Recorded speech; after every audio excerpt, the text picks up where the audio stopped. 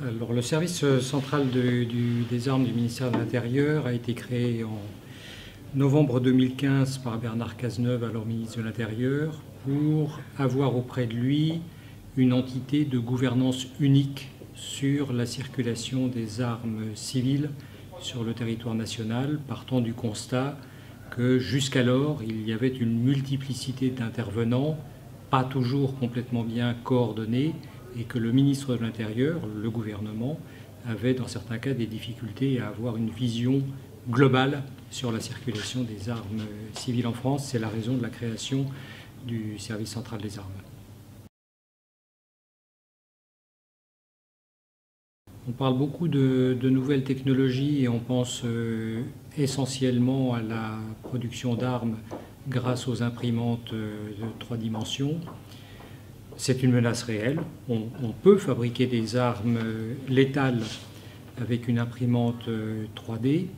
Je crois qu'il faut tout de même relativiser au moins aujourd'hui le risque réel ou le risque d'utilisation massive ou en tout cas fréquente de ce type d'armes.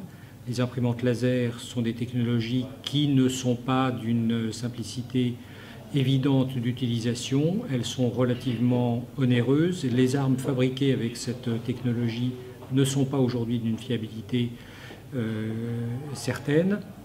Et il me paraît assez clair que, compte tenu de leur coût, de leur technologie, ces armes imprimées en 3 dimensions ne concurrencent pas réellement d'autres modes d'approvisionnement illicites d'armes moins chères, tout aussi efficaces pour le milieu criminel ou, dans certains cas, le milieu terroriste.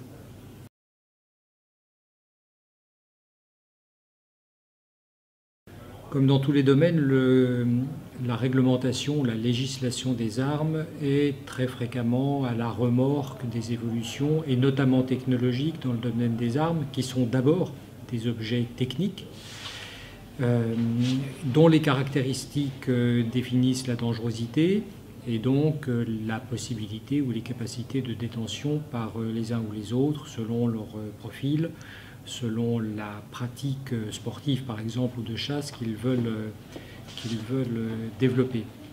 Donc l'enjeu de la réglementation, c'est d'essayer d'aller, je dirais, au moins aussi vite que la technologie, dans certains cas d'anticiper des évolutions technologiques. On l'a fait en France relativement récemment, puisque en 2018, nous avons pris un texte, un décret, qui prohibe purement et simplement l'utilisation de dispositifs qu'on appelle aux États-Unis les bump fire, qui ont été utilisés dans des tueries de masse pour accélérer la cadence de tir d'armes semi-automatiques.